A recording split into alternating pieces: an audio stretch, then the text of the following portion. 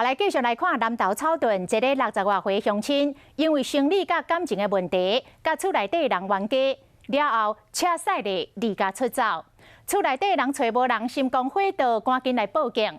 警察总算找到人了，但是伊是家己反锁伫个车顶，搁举一支刀，现都要想袂开了。这个警察赶紧来攻破车窗，甲刀啊抢起来，阻止一场的悲剧。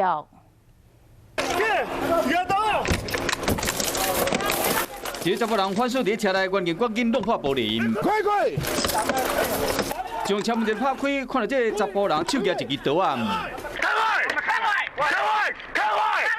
原警唔惊玻璃碎，规人入去抢伊的刀啊！手放开啊！刀有抢起来，不过手嘛受伤。警方讲，南投草屯这个65岁查甫人，因为生理甲感情出问题，甲厝内人冤家，加在厝内人提早报警。另外，标了嘛一个女驾驶甲厝内人冤家，人就咧走出去。下车。车内拢是烟。听到人咧敲玻璃，这个女驾驶才将锁拍开，海顺赶紧将车门拍开，车内白烟嘛对咧冲出来。小姐，慢慢下车好不好？后门全部打开。经安抚后，发现该名女子是因为与家人相处的问题。